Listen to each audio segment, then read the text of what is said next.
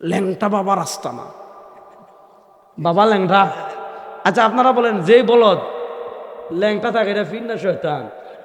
আচ্ছা এটা যদি শয়তান না হয় তাহলে দুনিয়াতে শয়তান বলতে কিচ্ছু নাই। এইটা যদি শয়তান না হচ্ছে দুনিয়া, আপনি দেখবেন ভাই ল্যাংটার কাছে যাচ্ছেন কেন, এই খবিসের কাছে যাচ্ছেন কেন, এই ফাড়ার কাছে কেন যাচ্ছেন? বলবেন বাবার কিছু থাকুক আর না থাকুক, বাবার কিন্তু মার রেখত আছে। বাবার কি আছে? মার।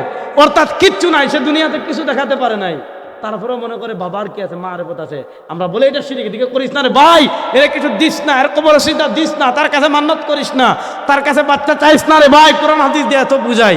তারপরে বাংলাদেশের মানুষ আটকাইতে পারে না। বাংলাদেশের মানুষ কি পরিমাণ হুজুগে, দাজ্জাল আসলে কেমনে ইমান বাঁচাইবেন। গত 1 মাস আগে শরীয়তপুরের ঘটনা, কি ঘটনা জানেন? আমরা যখন ছোট ছিলাম, এখনো দেখবেন একজনের বাড়িতে গাছ কেটে ফেলছে, ঘর বানাবে, কিন্তু এখনো ঘর বানাইতে দেরি আছে। এই গাছ থেকে সে দরজা বানাবে, জানালা বানাবে, শিখে করে গাছ টুকরা টুকরা টুকরা টুকরা ফেলাই দিয়ে ফেলায় না। 1 বছর পর পানি সেচ করে গাছ তুলে, তাহলে গাছটা পানিও খায়, মজবুত হয়। শরীয়তপুরের এক পুকুরে এক বাড়ির কিছুক্ষণ পর পর একটা বিশাল জিনিস মাথা বের করে আবার ডুবে, মাথা বের করে আবার ডুবে, মাথা বের করে আবার ডুবে। পুরো এলাকায় খবর ছড়াইছে, অমুকের পুকুরে গায়েবী একটা জিনিস উঠতেছে, ডুবতেছে, নামতেছে, ডুবতেছে, নামতেছে। এখন কেউ পানি নিয়ে এই পুকুর থেকে পানি নেওয়া শুরু করছে, কেউ এসে এই পুকুরে আপনার আগরবাতি ঢালতেছে, কেউ এসে আতর মারতেছে। মানে বেচারার ঘর বাড়ি, মানুষ আর মানুষ। বেচারার বাথরুমেও সিরিয়াল নাই, পুরুষ মহিলা পুকুরে গোসলও করতে পারে না। বেচারা 999 ফোন দিছে যে এরকম আমার অবস্থা, আমার বাড়ি ঘেরাও করে ফেলছে মানুষ, পুকুরে নাকি গৈবী কোন জিনিস উঠতেছে আর নামতেছে। 999 পুলিশ আইসা, যারা জেলে আছে না, জাল ফালায় নদীতে, এরকম খবর দিয়েছে, ভাই আপনারা জাল ফালান, এটা গৈবী জিনিস হলে তো আর পাইবেন না, আর গৈবী জিনিস না হলে তো জালে আসবে। এরা জাল টান দিছে, দেখে দূর গাছের একটা টুকরা কাদায় ছিল, এখন কাদা থেকে উঠছে, একটু মাথা বের করে আবার নামে, মাথা বের করে আবার নামে। তাহলে চিন্তা করেন, একটা গাছের টুকরা মাথা বের করায় তোলার কারণে যে দেশের মানুষ মোমবাতি নিয়ে যাইতে পারে, আগরবাতি নিয়ে যাইতে পারে, দাজ্জাল দুনিয়াতে এসে পাতলাম করবে না। কি করবে জানেন? একটা এলাকায় আসবে, হাদিসটা শুনেন, হযরত নওয়াস ইবনে সামাআন সুনান ইবনে মাজাতে হাদিস এনেছেন, মনোযোগ, সুনান ইবনে মাজাতে হাদিস এনেছেন। দাজ্জাল একটা এলাকায় আসবে তার বাহিনী নিয়ে। অনেক দিন ধরে এই এলাকায় বৃষ্টি নাই, গাছে পাতা নাই, পুকুরে পানি নাই, টিউবওয়েলে পানি নাই, মোটরে পানি নাই। পানি না থাকার কারণে জমিন ফেটে চৌচির, ধান নাই, মাছ নাই, পানি নাই। সব ঘাস না পাওয়ার কারণে সব গাভীর স্তন, ছাগলের স্তন শুকিয়ে গিয়েছে, দুধ নাই। পশু পাখি মরে যাচ্ছে, গরু মরে যাচ্ছে, ছাগল মরে যাচ্ছে, মুরগ মরে যাচ্ছে। একটা মানবেতর অবস্থা সৃষ্টি হবে। মানুষ পানির জন্য হাহাকার করতে থাকবে, ঘুরতে থাকবে, ঘুরতে থাকবে, ঘুরতে থাকবে, পানির জন্য হাহাকার করতে থাকবে। দাজ্জাল ওই এলাকায় আসবে, আশা বলবে আপনাদের সমস্যা কি? বলবে বাবা আমাকে তো পানি নাই, দেখেন আমরা মরে যাচ্ছি, আমাদের পশু পাখি মরে যাচ্ছে, আমাদের টিউবওয়েলে পানি নাই, আমাদের নদীতে পানি নাই, আমাদের পুকুরে পানি নাই, আমাদের ট্যাপে পানি নাই, আমাদের মোটরে পানি নাই। দাজ্জাল বলে সবাই জমা হ, সবাই জমা হবে। ফাতা'মুরুস সামা আন তুমতিরা ফাতুমতির ওয়া তা'মুরুল আরদা আন তুমবিতা ফাতুমবিত। দাজ্জাল আসমানকে বলে, ওই আসমান বৃষ্টি দে, বলার সাথে সাথে বৃষ্টি শুরু হবে। ওয়া তা'মুরুল আরদা আন তুমবিতা ফাতুমবিত। দাজ্জাল বলে, এই জমিন ধানে ভরে যা, ধানে ভরে যাবে। এই পুকুর মাছে ভরে যা, ভরে যাবে। এই গাভীর স্তন দুধে ভরে যা, ভরে যাবে। মানুষের চোখের সামনে বৃষ্টি দিবে, ফসল দিবে, মাছ দিবে, দুধ দিবে। তখন যদি হুজুররা ফতোয়া দেয় এটার পিছনে যাইয়েন না, এটা বন্ড, বলবে আপনার 14 গোষ্ঠী বন্ড, আমরা সবচেয়ে বড় খাজা বাবা হয়ে গেছি। ঠিক না বেটি? আমাদের দেশে দেখবেন একদল ভণ্ড আছে, নমাজ নাই, রোজা নাই, অজু নাই, গোসল নাই, মুছ কাটে না, নাভির নিচের পশম কাটে না, বগলের পশম কাটে না, গাঞ্জা খাইতে খাইতে দাঁতে গাঞ্জার দাঁত পড়ে গেছে, গোসল না করতে করতে একদম বুড়া বান্দর, বুড়া ফাটা যেটা আছে, ওই ফাটার শরীরে যেরকম গন্ধ, এরকম গন্ধ আসে। এরকম কিছু ভণ্ড আমাদের দেশে আছে না নাই? আপনি এত দূরে যাওয়ার দরকার নাই, সিলেট শাহজালালের মাজারে যান, দেখবেন ওই যে শাহজালাল মসজিদের উঠানে মুস এখানে, চুলে জট, হাতে নানা চুড়ি, জামাইটা মনে হচ্ছে মুক্তিযুদ্ধের সময় পড়ছিল, তারপরে আর কি করে নাই, খুলে নাই। আর শরীরে তো মনে করেন কুত্তার গন্ধ হচ্ছে ভালো, মানে গোসল না করতে করতে, ব্রাশ না করতে করতে, মিসওয়াক না করতে করতে একটা ফাটা কখনো তো 100 বছর বাসে না। 100 বছরের ফাটার গায়ে যেরকম দুর্গন্ধ, এরকম দুর্গন্ধ, এরকম কিছু মানুষরূপী ফাটা আমাদের দেশে আছে না নাই? আছে। আপনার ভাই, আপনি তো হাসতেছেন, আমাদের এগুলো হলো ইমানচুর, এগুলো হলো কিচুর, ইমানচুর। আমি অনেক ওয়াজে বলি রে ভাই, আমাদের দেশের মানুষ জুতা চুরে ফিটায়, মোবাইল চুরে ফিটায়, পকেট মাররে ফিটায়, আর ইমান চুরে নিয়ে ডিম দে, গরু দে, ছাগল দে, আছে না নাই?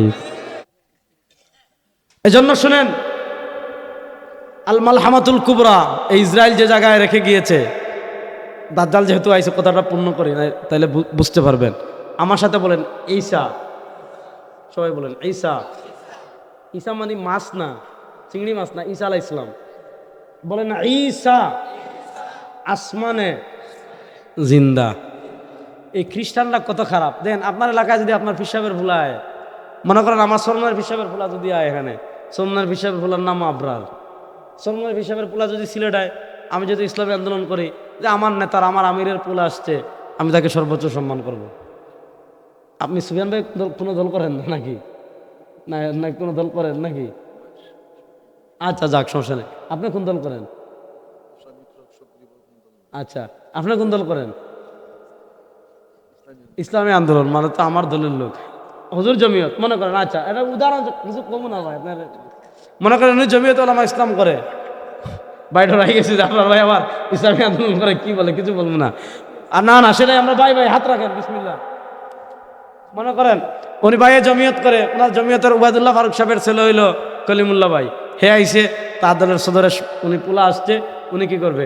ডিম খাওয়াবে, হাওড়ের মাছ আনবে। খ্রিস্টানরা কয় তাদের নবী ঈসা ডাইরেক্ট আল্লাহর ফুলা। আল্লাহর কোনো ফুলা আছে?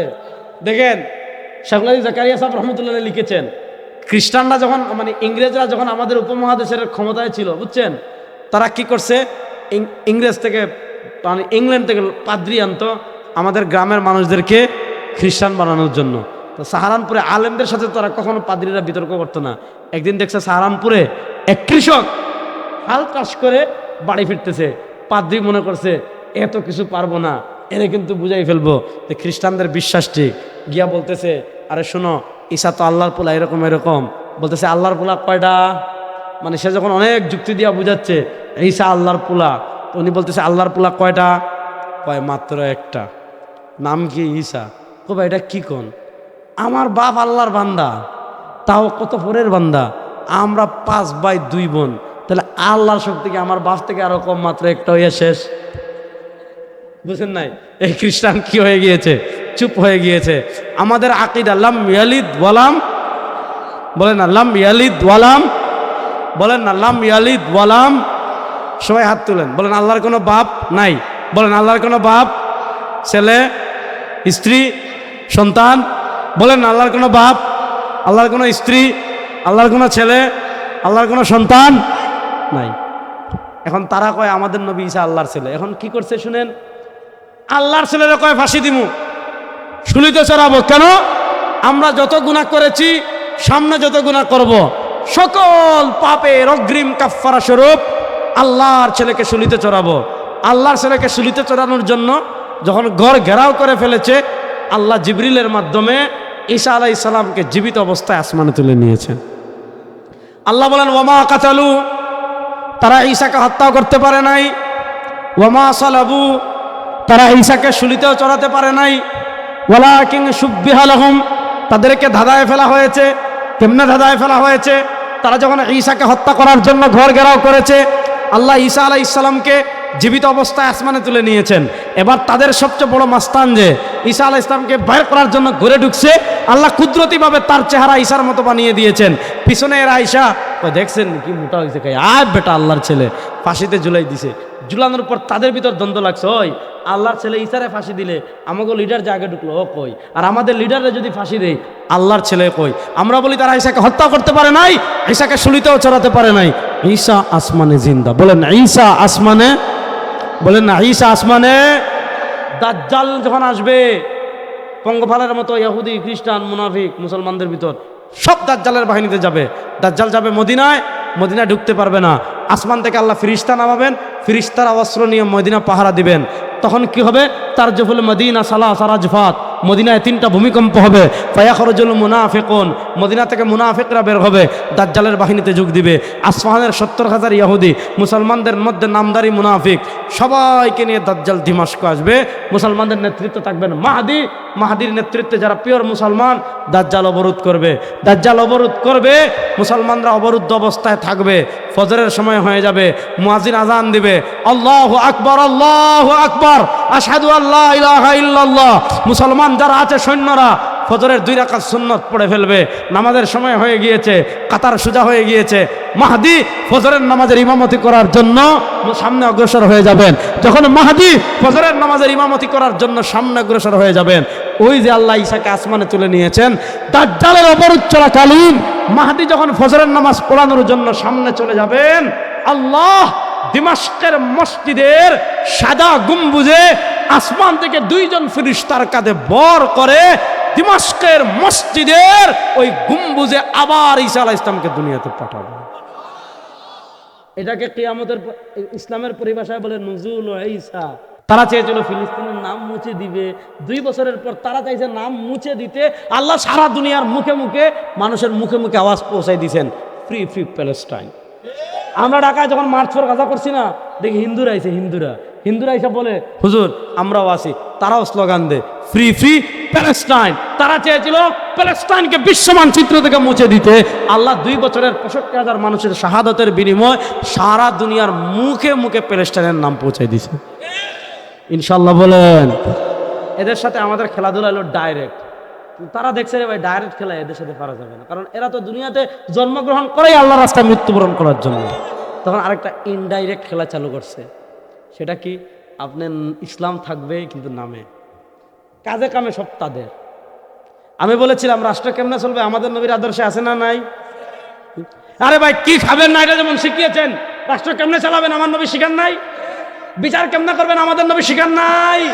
বাসটা আসলা দিছে ওখানে, বড় বাসটা কেমনে দিছে বলছে আপনি ইসলাম না খাওয়াতে রাখেন। এই যে পোলাপাইন মনে করেন শুক্রবার বানিয়াচং মসজিদে গেছে নামাজ পড়তে, গিয়া দেখছে প্রথম দিন শীতকাল না, খিদাও লাগছে, সকালে গিয়া দেখছে একদম টাটকা জিলাপি দিছে, ধোঁয়া উঠতেছে জিলাপি, মাত্র তেল থেকে লইয়া আইছে, একটা জায়গায় 2টা খাইছে। পরের জমাবারে আবার গেছে, গিয়া দেখছে লেটকা খিচুড়ি দিছে।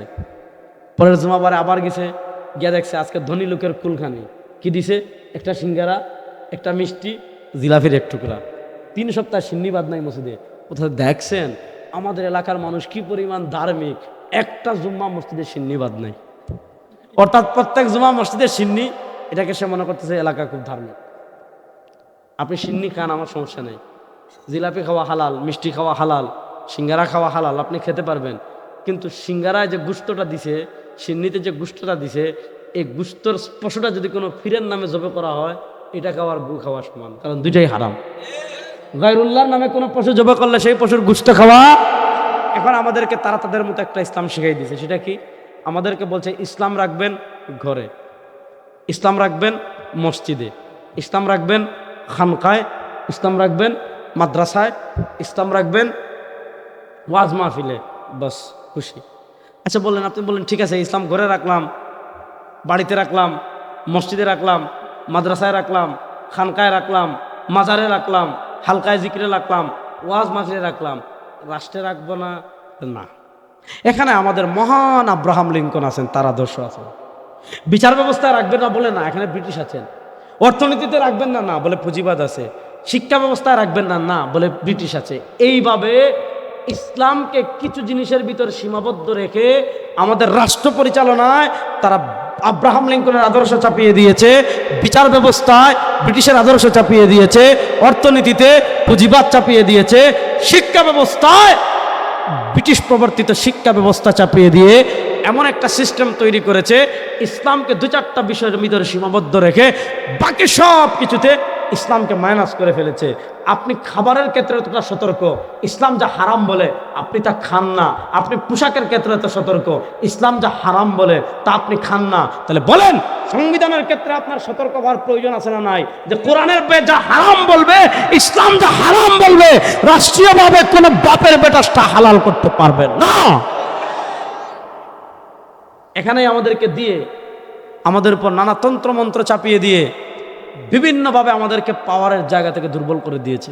আমি অনেক সময় দুষ্টামি করে বলি দেখুন পৃথিবীতে মুসলমান 250 কোটি, এই 250 কোটি মুসলমান যদি একটা কর্মসূচি দেয় যে আমরা সবাই গাজায় যাব, যে অথবা আমরা সবাই ফিলিস্তিন যাব, পশ্চিম তীরে যাব, রামাল্লায় যাব, গিয়ে কি করব?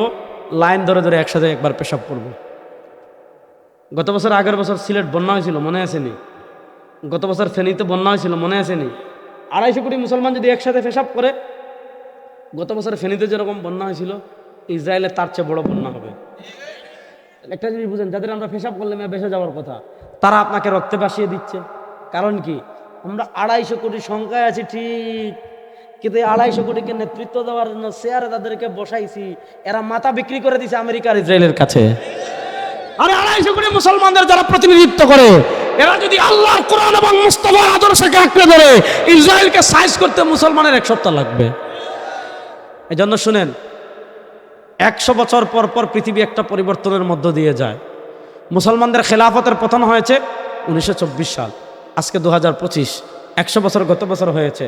গত 100 বছর সব জায়গায় ইসলামকে তারা পাওয়ারের জায়গা থেকে নামিয়ে দিয়েছে। 100 বছর হয়েছে, গত 100 বছর মার খাইছি, 100 বছর মার দিব। গত 100 বছর পৃথিবীর প্রান্তে প্রান্তে আমরা পরাজিত হয়েছি, এই শতাব্দী হবে ইসলামের বিজয়ের শতাব্দী, ইনশাআল্লাহ বলেন। গত 100 বছর মুসলমান ভূখণ্ডে তারা কোথাও সেকুলারিজম চাপিয়েছে, কোথাও ন্যাশনালিজম চাপিয়েছে, কোথাও ডেমোক্রেসি চাপিয়েছে, কোথাও সোশ্যালিজম চাপিয়েছে, কোথাও কমিউনিজম চাপিয়েছে, কোথাও রাশিয়ান আগ্রাসন চালিয়েছে, কোথাও ভারতের আধিপত্যবাদ চাপিয়েছে, কোথাও আমেরিকার আধিপত্যবাদ চাপিয়েছে, কোথাও ইতালির আধিপত্যবাদ চাপিয়েছে, কোথাও ফ্রান্সের আধিপত্যবাদ চাপিয়েছে। আমরা দেখেছেন ভারতে ইংল্যান্ডের, ভারত উপমহাদেশে ইংল্যান্ডের আধিপত্যবাদ, তুর্কিস্তানে রাশিয়ান আধিপত্যবাদ, তুরস্কে কামাল পাশা ধর্মনিরপেক্ষতার আধিপত্যবাদ, এভাবে আলজেরিয়ায় আপনারা দেখেছেন, লিবিয়ায় ইতালিয়ান আধিপত্যবাদ, আলজেরিয়ায় ফ্রান্সের আধিপত্যবাদ। মুসলমানদেরকে পাওয়ারের জায়গা থেকে সরিয়ে তাদের তন্ত্রমন্ত্র মুসলমান রাষ্ট্রের উপর চাপিয়ে দিয়ে আমাদের প্রজন্মকে তারা কোরআন থেকে বিচ্ছিন্ন করেছে। এই শতাব্দী আমরা চ্যালেঞ্জ হিসাবে নিয়েছি, তারা চেয়েছে কোরআন থেকে বিচ্ছিন্ন করে দিতে। এই শতাব্দীতে আমরা কোরআন সংসদ পর্যন্ত নিয়ে যাব। প্রস্তুত আছেন তো যুবকরা? ইনশাআল্লাহ প্রস্তুত? যুবকরা আছেন তো সবাই? ইনশাআল্লাহ।